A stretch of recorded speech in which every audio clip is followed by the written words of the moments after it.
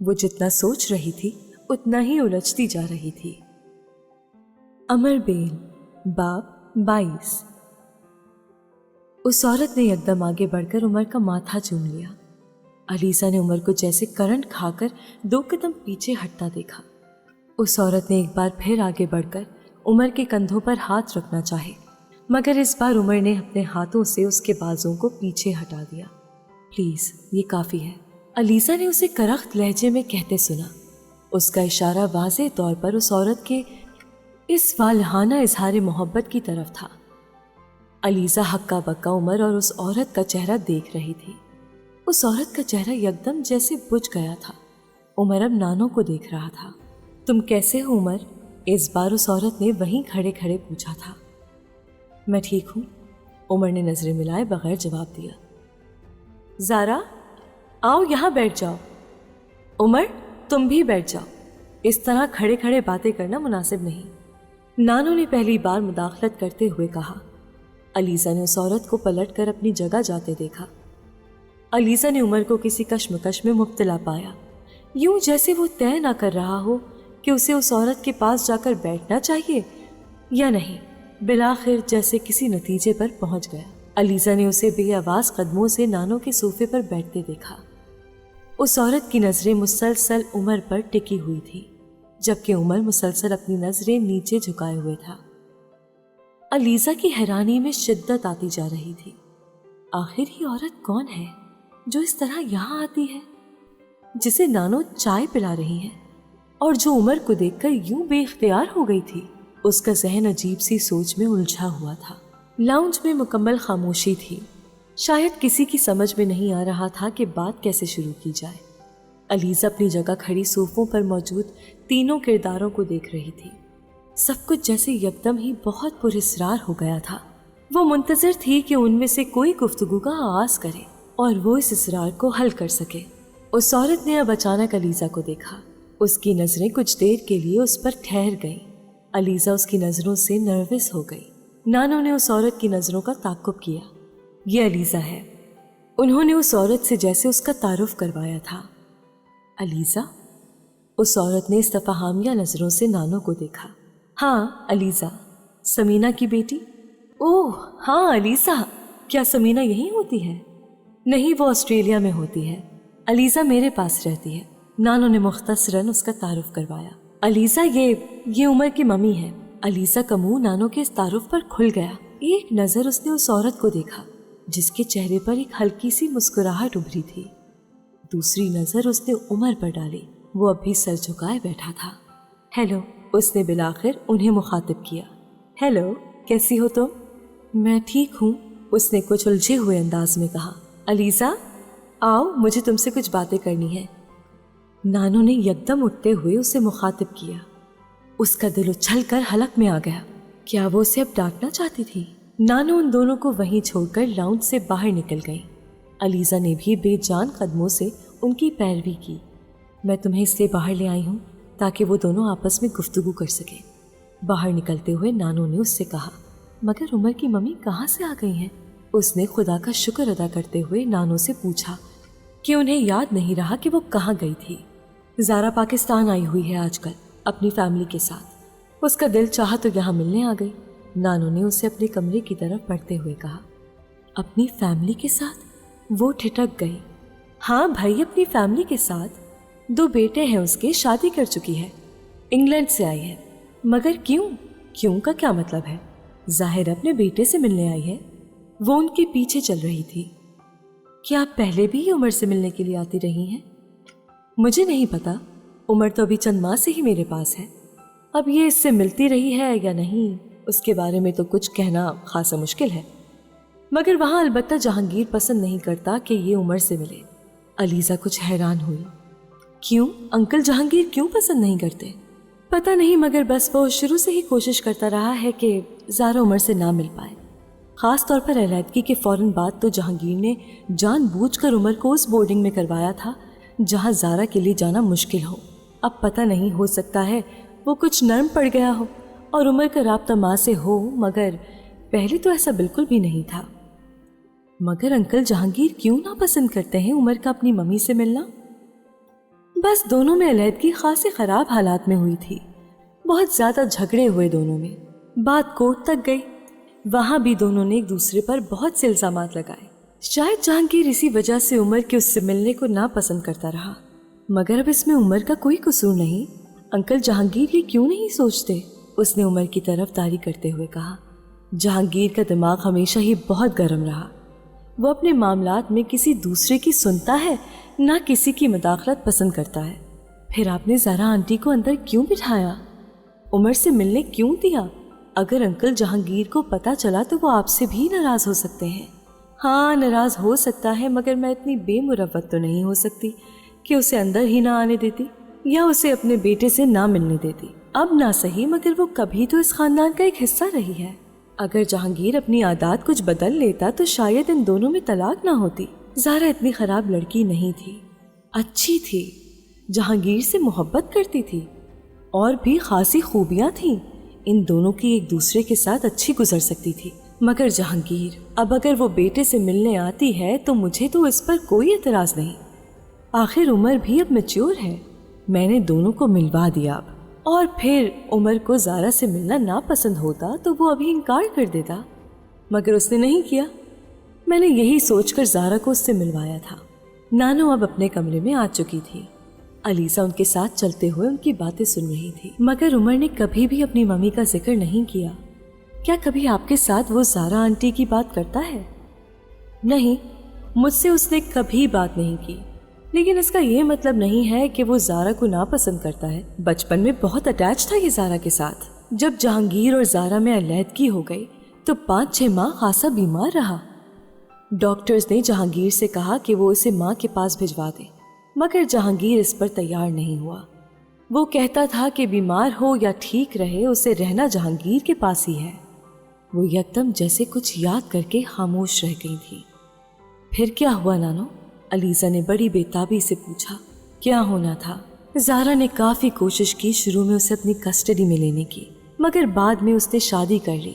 उमर की कस्टडी का केस तब कोर्ट में था। ज़ारा खुद ही पीछे हट गई।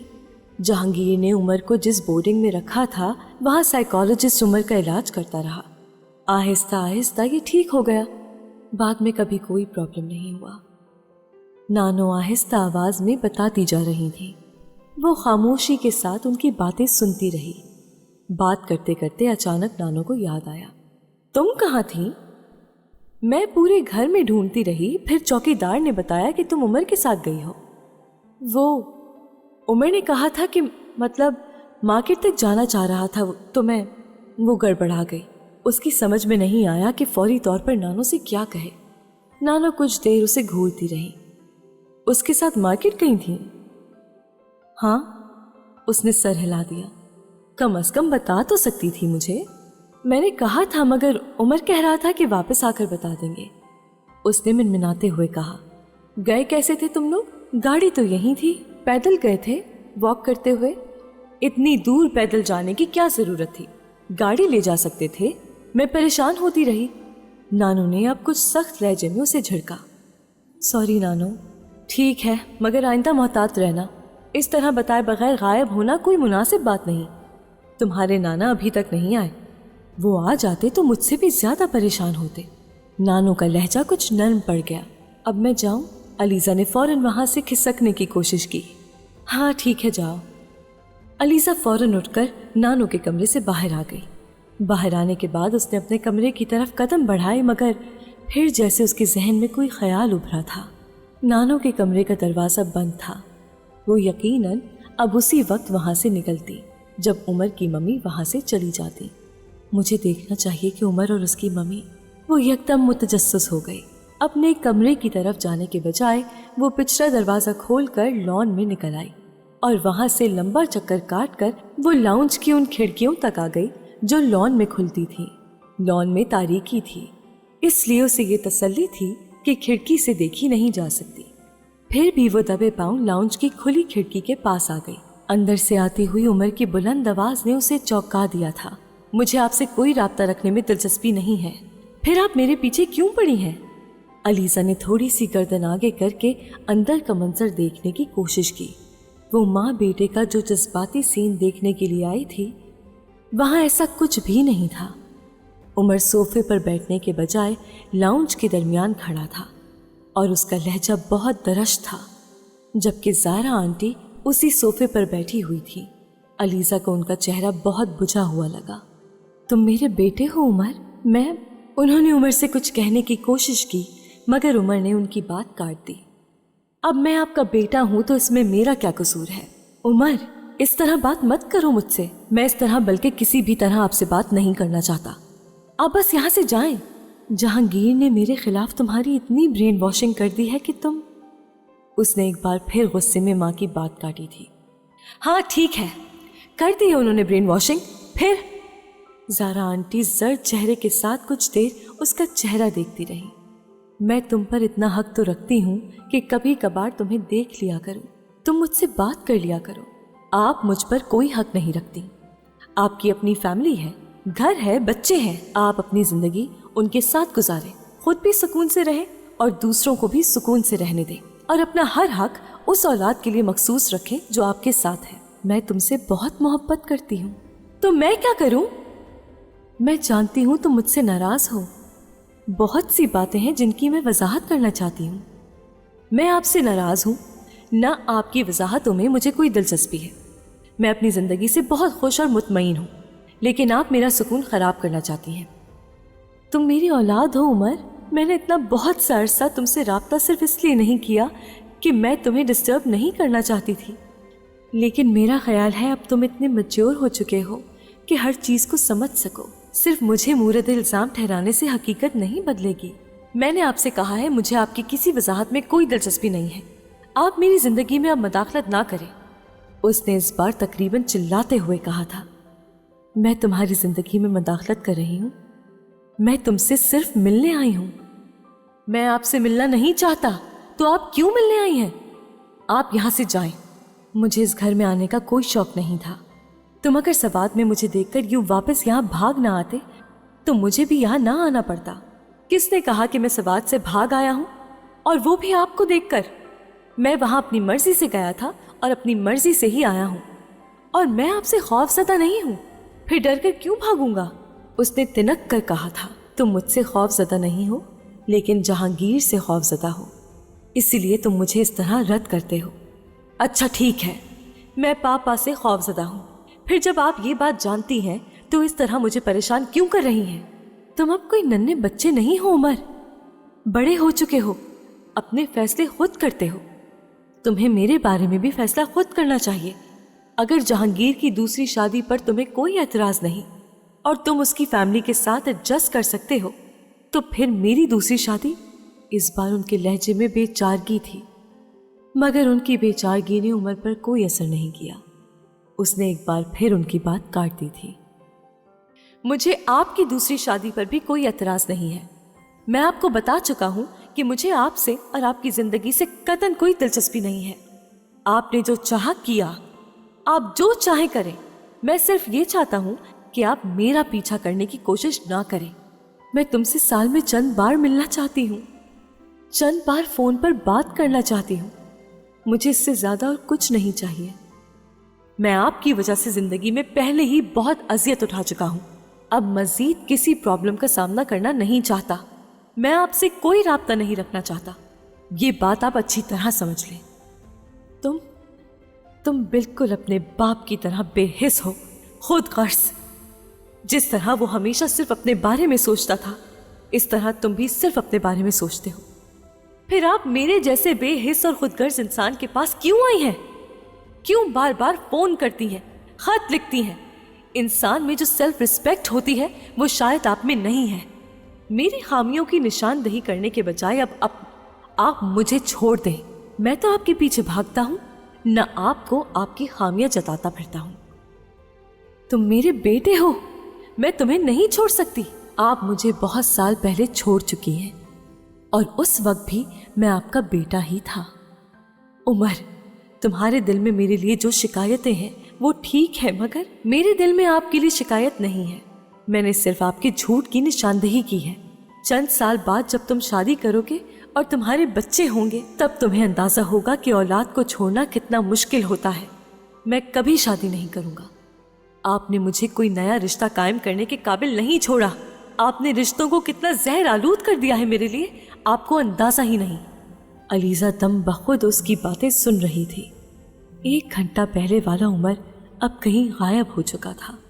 वो जो कुछ देर पहले उसे समझा रहा था, कॉम्प्रोमाइज करने के लिए कह रहा था, सब कुछ भुला देने की ताकीद कर रहा था, अपने माँ बाप के प्रॉब्लम्स को समझने की नसीहत कर रहा था, वो इस वक्त वही सब कुछ दोहरा रहा था जो कुछ देर पहले वो रोते हुए उससे कह रही थी। फर्क सिर्फ ये था कि वो रो नहीं रहा था। ये सब सिर्फ मैंने नहीं किया, जहांगीर ने भी किया है। But you were the root cause of everything. आपको बीवी बनना नहीं आता था तो आपने पापा से शादी क्यों की? अगर कर ली थी तो रिश्ते को निभाती। उस सब के बावजूद जो जहांगीर मेरे साथ करता रहा, औरत में बर्दाश्त होनी चाहिए। पापा में इतनी बुराइयां होती तो समरीन आंटी क्यों अब तक उनके साथ होती? आपकी तरह उन्होंने डिवोर्स नहीं ली। अलीज़ा ने ज़ारा आंटी की आंखों में आंसू नमूदार होते देखे थे। जहांगीर जानवर है, एक ऐसा जानवर जिसे जिंदगी में अपने अलावा किसी दूसरे के एहसासात का ख्याल नहीं, जिसके लिए सबसे ज्यादा अहम अपनी खुशी है। अपने पैर के नीचे आने वाले गड्ढे को पुर करने के लिए वो किसी को भी उसमें फेंक सकता है, चाहे वो कोई बहुत अपना ही क्यों ना हो। मुझे उस शख्स को छोड़ने पर कोई शर्मिंदगी नहीं है, ना ही कोई पछतावा है। तुम मेरी औलाद हो, तुमसे मेरा रिश्ता कभी खत्म नहीं हो सकता। I don't need your sermons. आपको मेरे पास मोहब्बत नहीं, कोई जरूरत खींच कर लाई होगी। आप बता दें कि आखिर अब आपको क्या चाहिए। अलीज़ा ने ज़ारा आंटी को यकदम खड़े होते देखा। मुझे तुमसे कुछ नहीं चाहिए। तुम्हारे पास ऐसा कुछ है ही नहीं जो तुम मुझे दे सको, तुम्हें पसंद हो या ना हो। मगर मैं तुम्हें खत भी लिखूंगी और फ़ोन भी करूंगी जब मेरा दिल चाहेगा। मैं तुमसे मिलने भी आया करूंगी। अलीज़ा ने उन्हें लाउंज से निकलते हुए देखा। उमर अब अगले चंद मिनट खामोशी से लाउंज के बंद होते हुए दरवाजे को देखता रहा। फिर अलीज़ा ने उसे भी लाउंज से गायब होते देखा। अलीज़ा खिड़की के पास से हट गई। उसे उमर पर बहुत तरस आ रहा था। क्या वाकई उसे ज़ारा आंटी की ज़रूरत नहीं? क्या वाकई ये उनके बगैर रह सकता है? ये ज़ारा आंटी को इतना नापसंद क्यों करता है? और नानो कह रही थी कि ये उनसे बहुत अटैच था, मगर ये तो... उसका जहन बहुत से सवालों में उलझ गया था। पिछले दरवाजे से वो एक बार फिर अपने कमरे में चली गई। तो क्या उमर सवात से इतनी जल्दी इसलिए वापस आ गया था क्योंकि उसने वहां ज़ारा आंटी को देख लिया था? मगर ज़ारा आंटी को उसने अवॉइड क्यों किया और फिर इस तरह वहां से चले आना? ये ज़ारा आंटी से वहां भी तो ये सब कुछ कह सकता था। कपड़े बदलते हुए भी वो मुसलसल उमर के बारे में सोच रही थी। वो नानो से दोपहर को पड़ने वाली डांट भी भूल चुकी थी। रात के खाने की मेज पर उमर नहीं था। वो कह रहा था उसे भूख नहीं है, तुम्हारे साथ बर्गर और आइसक्रीम खा कर आया था। नानो ने उसके इस्तफसार पर उसे बताते हुए साथ जैसे तस्दीक चाही। हाँ, बर्गर और आइसक्रीम तो खाई थी, उसने कुछ सोचते हुए कहा। बस इसीलिए वो अब खाना खाना नहीं चाह रहा, नानो ने मजीद कहा। एकदम ही जैसे उसका दिल भी खाने से उचाट हो गया। कुछ देर किसी न किसी तरह वो चंद लुकमे खाती रही, मगर फिर उसने खाना छोड़ दिया। भूख नहीं है, मैंने भी बर्गर खाया है, शायद इसी वजह से, उसने डाइनिंग टेबल से उठते हुए नानो को वजाहत दी। अपने कमरे की तरफ आते हुए उसने उमर के कमरे में तारीकी देखी। क्या वो इतनी जल्दी सोने के लिए लेट गया है? कुछ हैरान होकर उसने सोचा था। आम तौर पर वो रात को बहुत लेट सोता था। आज रूटीन में होने वाली ये तब्दीली फौरन ही उसकी नज़रों में आ गई। कुछ देर वो उसके कमरे के आगे खड़ी रही, फिर खामोशी से आगे बढ़ गई। बेड पर चित लेटे हुए वो तारीकी में कमरे की छत को घूर रहा था। सवात में माँ को अपनी फैमिली के साथ देखने पर जिस तरह वहां से भागा था, उसका कोई फायदा नहीं हुआ। उसकी मम्मी उसके पीछे ही लाहौर आ गई थी। पिछले 14 सालों में ऐसा बहुत बार हुआ था कि माँ को कहीं देखने पर वो सरपट वहां से भाग निकला हो, और ज़ारा अगर उसे देख लेती तो वो उसी तरह उसके पीछे आती थी, और माँ का अपने पीछे आना, इस तरह आना उसे अच्छा लगता था। شاید لاشعوری طور پر وہ آج بھی منتظر تھا کہ وہ اس کے پیچھے آئے اور پھر وہ اسی طرح ماں کا ہاتھ جھٹکے جس طرح پچھلے 14 سالوں میں جھٹکتا آیا تھا، اور ماں کے ساتھ اس طرح کرنے کے بعد ہر بار وہ ایسے ہی کمرہ بند کر کے بیٹھ جایا کرتا تھا۔ کون کہتا ہے کہ میں عمر جہانگیر میچور ہو چکا ہوں؟ کم از کم آج جو میں نے ممی کے ساتھ کیا اسے دیکھنے والا کوئی بھی شخص مجھے میچور سمجھ سکتا ہے؟ نہ ہوش مند۔ آنکھیں بند کرتے ہوئے اس نے جیسے بے چارگی سے سوچا،